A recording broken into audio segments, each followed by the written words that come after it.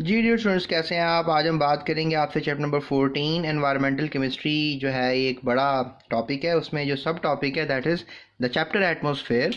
बहुत ही interesting chapter. इस chapter के लेक्चर ज़रूर सुनिएगा।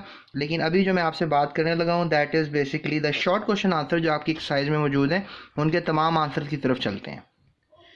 सो गाइस, हम बात करेंगे टोटल जो क्वेश्चंस हैं वो आपके पास 12 सवाल हैं। सो पहले क्वेश्चन की तरफ चलते हैं। Explain the phenomenon of decreasing temperature in troposphere. So students, there we have the reason के ट्रोपोस्फेयर में टेम्परेचर क्यों कम होता है। Water vapours and carbon dioxides present in the air near the earth surface allow visible sunlight to pass through them but absorb infrared radiations emitted by the earth's surface. Therefore, these gases absorb much of the outgoing radiations and warm the atmosphere near the earth's surface up to 17 degrees Celsius. As a result, concentration of gases decrease gradually with the increase of altitude. Less radiations are absorbed, which results in gradually decreasing of temperature at the rate of 6 degree per kilometer. So the temperature decrease up to -58 up to the altitude of 12 kilometers. तो कहना ये चाह रहे हैं कि troposphere में temperature जो है वो बढ़ता चला जाता है अगर आप ऊपर की तरफ जाएं।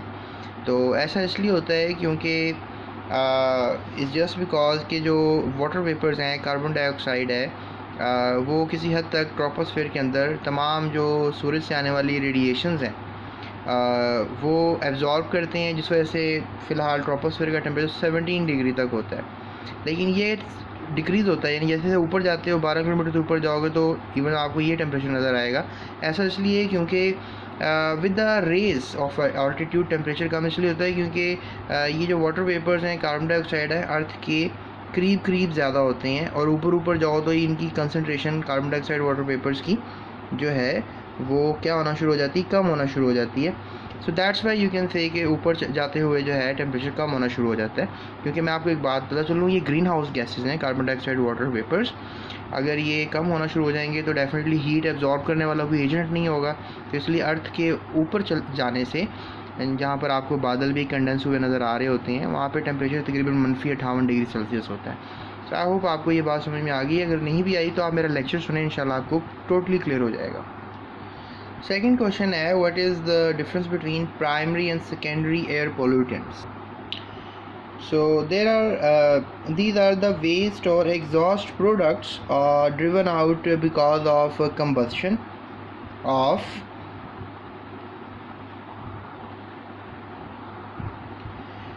of fossil fuels and organic matter. So these are oxides of sulfur. ये सारे प्राइमरी पोल्यूटेंट्स हैं। सल्फर ट्राइऑक्साइड गैस हो गई, carbon monoxide gas, nitrogen oxide, nitrogen dioxide, unburned hydrocarbons यानी कुछ मीथेन वगैरह और कुछ ईथेन, प्रोपेन, ये भी होते हैं वैसे। So ammonia is something like NH2 and a compound of fluorine that is chlorofluorocarbons.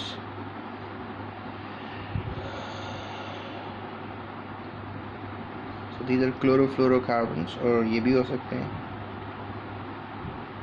So they have very different formulas. ये आगे जाकर आपको बताया जाएगा क्लोरोफ्लोरोकार्बन्स के बारे में भी। सेकेंडरी पोल्यूटेंट्स की तरफ अगर हम देखें तो these are produced by the various reactants of primary pollutants, यानी जो डेरिवेटिव्स होते हैं प्राइमरी पोल्यूटेंट्स के जो हैं ये डेरिवेटिव्स हैं, यानी इनसे ड्राइव हुए हैं। फॉर एग्जांपल सल्फ्यूरिक एसिड, इस गैस में अगर पानी मिला दें तो ये बन जाता है H2SO4, everybody knows that. So let me change the pen for you. H2SO4 और carbonic acid, that is something like H2CO3. then there is some nitric acid, that is HNO3. then there is hydrofluoric acid, that is something like HF. and then there is something like ozone, oxygen का derivative है, that is O3. and polyacetyl nitrate, so that is polyoxyacetyl nitrate। तो ये एक काफ़ी बड़ा molecule है। So forget about it, अभी जब आगे कहीं आएगा तो इंशाल्लाह बात करेंगे। अभी इसको ना या पैन के नाम से याद रखें, पोली या परॉक्सी आप कह लें इसको, परॉक्सी एसीटाइल नाइट्रेट भी कहते हैं इसको। So there we have another question, state major sources of carbon mono and carbon dioxide emission. So there are sources of carbon mono and carbon dioxide emission, volcanic eruption, ये जो पहाड़ फटते हैं, decomposition of matter decompose होता है या इसकी कह लें कि तहसील होती है, कार्बन मोनो कार्बन डाई बन जाते हैं। कंबशन ऑफ फॉसिल फ्यूल, ये जो हम गैस वगैरह घरों में जला रही हैं या ईंधन वगैरह जो पेट्रोल वगैरह वटेवर जो ऑटोमोबाइल गाड़ियों में जल रहा है, भट्टियों, किल्न का मतलब भट्टियाँ होता है, इंडस्ट्री में जल रहा है। और ओपन फायर्स भी कभी हो जाती हैं, जंगलों में आग लग जाती है तो कार्बन डाइऑक्साइड कार्बन मोनो तब भी बनते हैं। So first fires emit carbon dioxide, जंगल की आग भी बड़ी ख़तरनाक है। हवा में भी कोई आग वगैरह अगर हो लग जाती है, जैसे आपको पता है कोई आप चीज़ जलाते हैं हवा में तो वो भी। So when supply of oxygen is limited then greater concentration of carbon monoxide produce, अगर हवा में ऑक्सीजन की कमी हो जाए तो कार्बन मोनो बनेगी और ये बड़ी पॉइजनस गैस है स्टूडेंट्स, कार्बन मोनो। इसके बारे में कोई दो तीन बातें कमेंट करें आप अभी। So let's talk about the next question. Carbon dioxide is responsible for heating up atmosphere. How? जी स्टूडेंट्स, अपने चौथे क्वेश्चन की तरफ चलते हैं। Carbon dioxide is responsible for heating up atmosphere. Carbon dioxide green house gas है, आपको पता ही होगा, लेकिन ये हीट कर देती है एटमॉस्फेयर को। कैसे करती है इसकी बात करते हैं। So there we have the answer, the concentration of carbon dioxide is increasing day by day due to the burning of fossil fuels in different human activities. It is alarming situation because carbon dioxide in the atmosphere acts like a glass wall of greenhouse. So carbon dioxide allows ultraviolet radiations from the sun to pass through it, but does not allow infrared radiations to emit by the earth's surface to pass through it. Hence, increased concentration of carbon dioxide layer absorbs the infrared radiation emitted by the earth's surface and therefore prevents heat energy escaping from the atmosphere. So thus temperature of the atmosphere is increasing. Carbon dioxide also helps to stop earth's surface from cooling down during night even. So therefore the average temperature of the surface is gradually increasing. So green house effect पे मैंने lecture दिया है, उसके ऊपर जाएँ मज़ीद तफसील के लिए इस क्वेश्चन के आंसर के। Carbon monoxide is a hidden enemy, explain it's action. So carbon mono is a hidden enemy, explain its action. It is colorless and odorless gas, therefore its presence cannot be noticed easily and readily. So that is why it is called hidden enemy. Action of carbon monoxide: when carbon monoxide inhaled or it binds with the hemoglobin, ये blood में protein होता है, in the blood most strongly than that of oxygen. Now hemoglobin is not able to carry oxygen. इसका काम oxygen लेकर जाना होता है, लेकिन अब शायद नहीं, क्योंकि कार्बन मोनो को उसने अपने साथ अटैच कर लिया। So therefore sufficient supply of oxygen is not given to the body. इसलिए अब ऑक्सीजन तो बॉडी को मिलेगा नहीं, क्योंकि कार्बन मोनो हीमोग्लोबिन के साथ अटैच हो गई है। So this causes headache, आपके सर में दर्द होगा, ये वजह बनेगी। एंड फटीग मीन खलियाँ डल जाएंगी, या आपके पाँव वगैरह जो हैं उसमें लैक्टिक एसिड आ जाता है मसल्स के अंदर, उसको फटीग कहते हैं। खलियाँ वैसे एक अच्छा लफ्ज़ है। और क्रैम्प्स कह लें, फटीग का एक और लफ्ज़, फटीग से आपको क्रैम्प्स भी होते हैं। So if carbon monoxide is inhaled for a longer time, it results in breathing difficulties and ultimately death. और कार्बन मोनो अगर ज़्यादा कुछ शामिल हो गई ब्लड में तो डेफिनेटली बहुत मुसीबत होने वाली है और खुदा न खास्ता आपकी डेथ भी हो सकती है।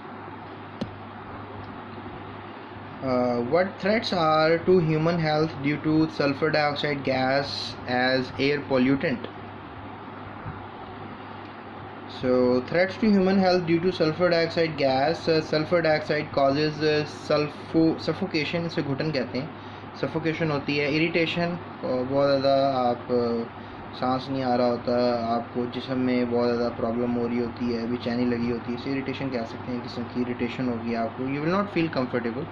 एंड स्वेयर में बहुत ज़्यादा रेस्पिरेटरी प्रॉब्लम, बहुत सी रेस्पिरेटरी प्रॉब्लम्स होंगी आपको टू एस्थमेटिक पीपल, और ऐसे जो लोग एस्थमा के मरीज़ हैं उनको तो बहुत ही प्रॉब्लम होने वाला है। Sulphur trioxide forms sulphuric acid with damages buildings and vegetation. Building जो कार्बन डाइऑक्साइड कार्बोनेट्स कैल्शियम का है, ताजमहल वगैरह या संगमरमर से बनी हुई बिल्डिंग्स, उसको सल्फर डाइऑक्साइड हवा में पानी से मिलकर सल्फ्यूरिक एसिड बना लेती है, तो बिल्डिंग्स डैमेज हो जाती हैं। वेजिटेशन मीन ये जो ग्रीनरी खेती बाड़ी होती है, सब्ज़ी होती है, जो सब्ज़ी वगैरह क्रॉप्स वगैरह लगाते हैं किसान, उनकी वेजिटेशन भी तबाह हो जाती है, क्योंकि एसिड को जब आप डालते हैं सब्ज़ियों पर तो सब्ज़ियाँ ख़राब हो जाती हैं, इवन इंसान भी ख़राब हो जाते हैं, सब्ज़ियाँ तो फिर आपसे पता नाजुक होती हैं। So these are the main threats, ये एक ख़तरनाक धमकियाँ हैं सल्फ़र डाइऑक्साइड की तरफ से। वैसे थ्रेट्स का मीनिंग आप ख़तरे लेंगे, आप खतरात। Let's move towards the next question. Which air pollutant is produced on anaerobic decomposition of the matter? 7वां सवाल है. So let's talk about the answer. Carbon dioxide gas बनेगी, प्रोड्यूस होगी as a result of anaerobic decomposition. अगर anaerobic decomposition होगी यानी कि oxygen की गैर मौजूदगी में डिकम्पोजिशन होगी, the decomposition which takes place in absence of oxygen is called anaerobic decomposition. तो कार्बन डाइऑक्साइड बनती हुई आपको नज़र आएगी. वैसे थोड़ा सा मुझे डाउट है इस जवाब पर, लेकिन अभी मैं फ़िलहाल आपको ये जवाब बताऊँगा. 8वें सवाल की तरफ चलते हैं. How acid rain increase acidity of soil. यानी जो एसिड रेन है उससे जो मट्टी उसकी एसिडिटी यानी इसमें तेज़ाबियत बढ़ जाती है. कैसे? Okay, so when acid rain falls on the soil, जब एसिड रेन सॉइल पे गिरती है, the acids like H2SO4, HNO3 etcetera deposit on the in the soil and makes it acidic. ठीक है, ये डिपॉजिट के स्पेलिंग ठीक कर. So there we have the answer of this question. So next question है, that is point out two serious effects of ozone depletion. Ozone की depletion का मतलब होता है ख़त्म होना या कम होना. तो ओजोन की कमी से या ख़त्म होने से क्या सीरियस इफ़ेक्ट्स होंगे, ख़तरात लाहिक हैं.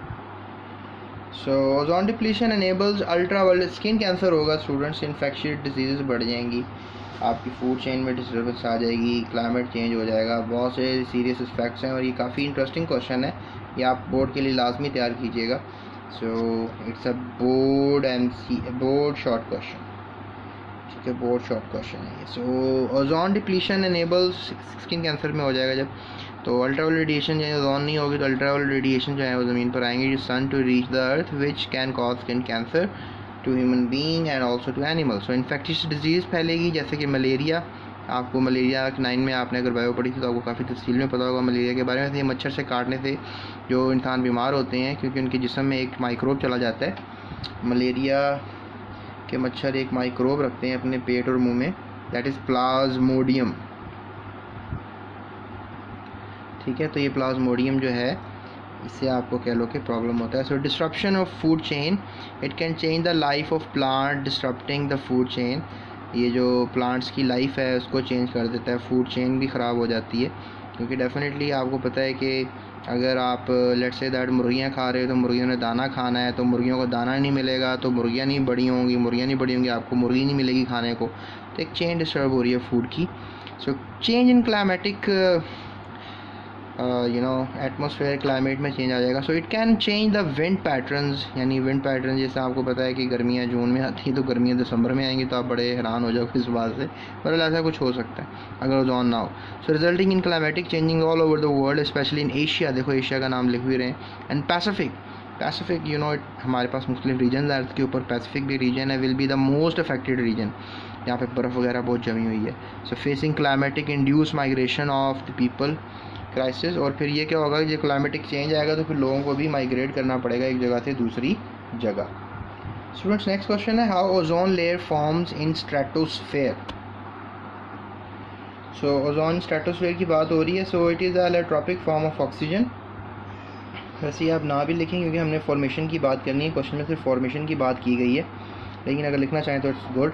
सो एलोट्रॉपिक फॉर्म ऑफ ऑक्सीजन है, consist of 3 oxygen atoms. It's form like O3. Formation कैसे होगी, it is form by the association of an atom of oxygen with 1 molecule of oxygen and in the mid of stratosphere. So look at that, O + O2 goes to ozone. ये formation है. Next question है, why 75% of the atmosphere mass lies within the troposphere. सबसे ज़्यादा वजन यानी 75% जो मास है troposphere का वो आखिर ट्रोपोस्फेयर में ही क्यों है, यानी that is a big question. So the 70% of the atmospheric mass lies within troposphere का आंसर है the 70% mass of the with mass lies within the troposphere because it is nearest to earth.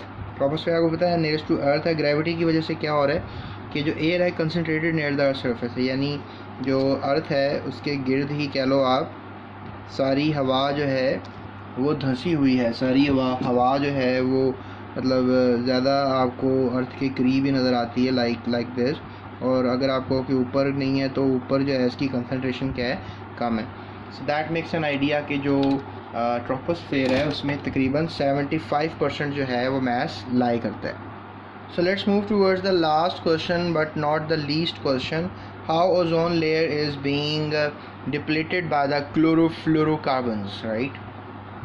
So very interesting question with a very interesting answer. Chlorofluorocarbons are used as refrigerants in air conditioners and in refrigerators. So their leakage or escape to the stratosphere is a major cause of depletion of ozone layer. So the ultraviolet radiations of sun break carbon to chlorine bond in chlorofluorocarbons and generate chlorine free radical. आप देख सकते हो chlorofluorocarbon ultraviolet में से टूटा, फ्लोरो free radical बन गया और क्लोरीन फ्री रेडिकल बना. ये डैमेजिंग ज़्यादा है, ये ओजोन के साथ जाके ओजोन को डैमेज करेगा, ऑक्सीजन बना देगा और इसका ऑक्सीजन लेकर खुद ऑक्सीक्लोराइड बनाएगा. ये ऑक्सीक्लोराइड फिर क्या करेगा कि दोबारा उस ऑक्सीजन को छोड़ देगा, फिर एक फ्री रेडिकल बन जाएगा. तो आप ये सोच सकते हो तो एक और फ्री रेडिकल तकरीबन कोई I don't know several lakhs ozone molecule को ये क्लोरीन फ्री रेडिकल डिस्ट्रॉय कर सकता है. उसमें ये ऑक्सीजन जो होगा, लेट्स से दैट कि ये दो मॉलिक्यूल्स थे तो दोनों ऑक्सीजन आपस में मिलकर ऑक्सीजन बनाएंगे. So it is very swear process because a single chlorine free radical can destroy several lakhs of ozone molecules. Chlorofluorocarbon ये जो एरोसोल स्प्रेज होते हैं, जो रेफ्रिजरेंट्स होते हैं, यानी जो फ्रिज के अंदर जो गैसें वगैरह होती हैं और इवन जो परफ्यूम वगैरह लगाते हैं इनको एरोसोल स्प्रेज कहते हैं. या आपको पेंट करते हैं, आप वो ये जो खड़खड़ वाला पेंट आता है उसके बाद जब से पेंट करते हैं तो दैट कंटेन सम क्लोरोफ्लोरोकार्बन्स और सम एरोसोल्स. यहाँ पे एरोसोल्स का लफ्ज़ इस्तेमाल नहीं हुआ है, एरोसोल्स.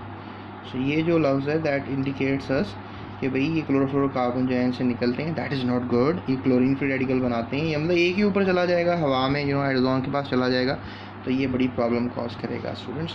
So be careful. तो स्टूडेंट्स ये था आपका chapter which is chapter number 15, environmental chemistry part 2 का चैप्टर था. Okay, there we have the right one. ये था चैप्टर आपका एंड ये था chapter number 14 chemistry environmental part 1 atmosphere. इसके हमने तमाम शॉर्ट क्वेश्चंस की बात की आपसे. स्टूडेंट्स मज़ीद वीडियोस के लिए आप डिस्क्रिप्शन में लिंक्स हैं उनको फॉलो करो, या आप चले जाओ चैनल की प्लेलिस्ट में, वहाँ पर अपना चैप्टर ढूंढ कर आप कोई भी वीडियोस चैप्टर के अंदर जाकर देख सकते हो, उस प्लेलिस्ट के अंदर जाके देख सकते हो. सो प्लेलिस्ट का लिंक वैसे मैंने इस डिस्क्रिप्शन में भी दिया है, आप यहाँ से डिस्क्रिप्शन में प्लेलिस्ट की लिंक पे क्लिक करोगे तो आप प्लेलिस्ट में चले जाओगे. सो बहुत सी वीडियोस आपके लिए इस तरह ही बनती हैं, आपने अपने दोस्तों के साथ शेयर करनी है. चैनल को अभी सब्सक्राइब कर लो और इस वीडियो को पसंद आई है, अगर आपको आंसर्स मिल गए हैं सारे तो आप अभी लाइक तो बनते हैं और कमेंट्स वगैरह तो आप कर ही रहे होगे, लेकिन अगर कोई सजेशन आप देना चाहो तो मुझे ज़रूर सजेशन दो. So that's it, thank you so much, अपना बहुत ख्याल रखिएगा.